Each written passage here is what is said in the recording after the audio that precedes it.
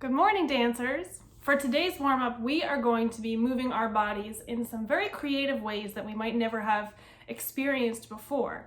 And we're going to be doing that through two concepts and elements of dance. The first one is called isolation, which is where you move one part of your body independently of the rest. So for example, if I was going to isolate my head, I'd keep my whole body still and just move my head. Why don't you give that a try for a second? Just isolate your head. Keep everything else still and isolate your head. Got it? Good. The second element of dance that we're going to be using is improvisation, which is where you spontaneously create movement. Or in other words, where you make movements up that you've never done before and you make them up on the spot. So if I was going to improvise some movements that I'd never done before, it might look like this. I never did that before. So we're going to get a chance to combine those two things in our warm-up. So first, make sure that you have a nice bubble around you. You should be able to stretch your arms to the side, all the way up and all the way down without knocking into anything. So make sure there's a nice bubble of space around you. All right? And from here, you can just follow me.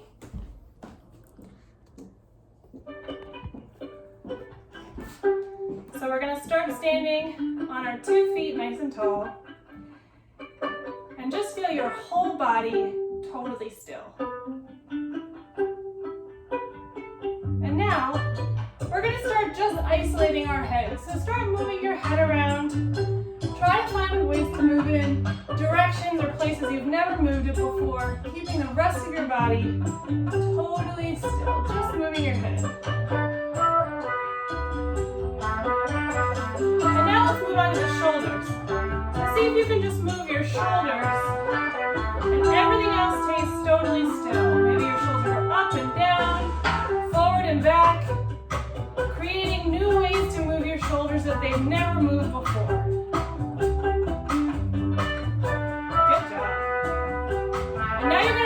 Elbows, maybe even your whole arm, and see all of the places that you can put your arms that they've never moved before.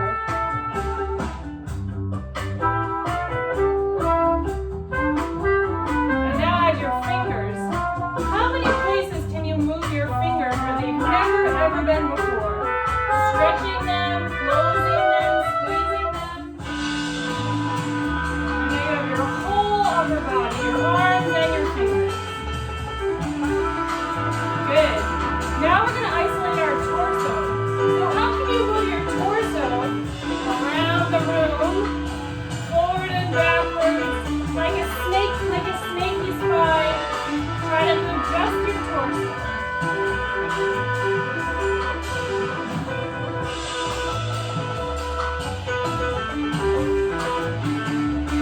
Now let's move to our left knee. Bring your knee and start moving your knee in new places it's never been before. How can you move your knee so much that it almost gets surprised by where you move it? And let's switch to the other side. Other knee, taking it places it's never been before. Oh.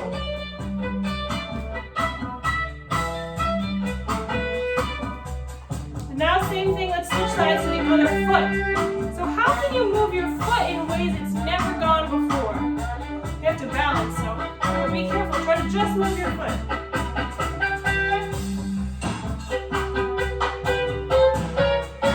Good, and then switch to the other side, moving that other foot as many ways as you can where it's never been before.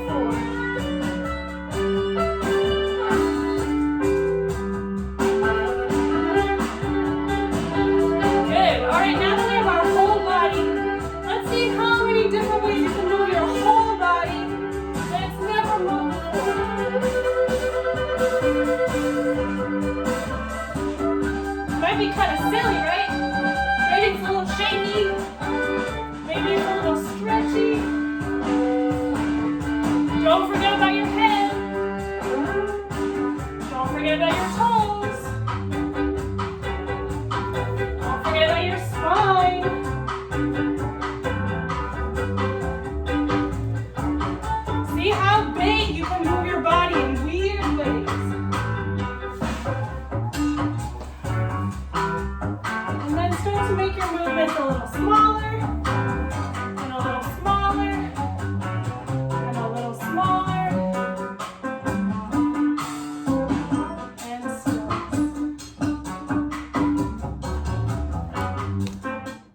job. So remember, we just learned about isolations, where you move only one part of your body at once, and improvisation, where you do new movements that you've never done before. You don't think about it, you just let it fly. All right, thank you for dancing with me in this warm-up. We're gonna move on to our next activity. All right, so teaching artists. That was my improvisation and isolation warm-up. So a couple of the teaching techniques that I was trying to demonstrate for you were, first of all, modeling. So you can see I was moving as fully and as wildly as I could, given the space I have. You know, my movement being free and silly gives the students permission to do that. I also use my voice a lot as well. So I was combining both visual learning, the students being able to see all that they could do, as well as lots of specific words about describing what they could be doing. So even if they turned around in their dance, they would still have some information about what to be doing. So in terms of how I would set up for this activity, I made a point to make sure everyone had personal space around them. So this is a great way to get personal space, have everyone, you know, swirl around like this with their arms outstretched. And then at the end, I did a little review so that we took the information that we had learned and made sure that it was solid. So we had some thinking, some moving, and then tying it back together with thinking. And if I was going to use this activity in a lesson, I teach a lot of composition and improv-based classes and sort of creative movement, so I might use something like this at the beginning of every class. You could also use it if you were doing an improv or a composition unit specifically, but I really like it because it gets kids thinking about movement, not just in terms of specific full body movements that they already know, but oh, like this is a movement that could be part of a dance or whatever. It really gets them in touch with all the different parts of their bodies.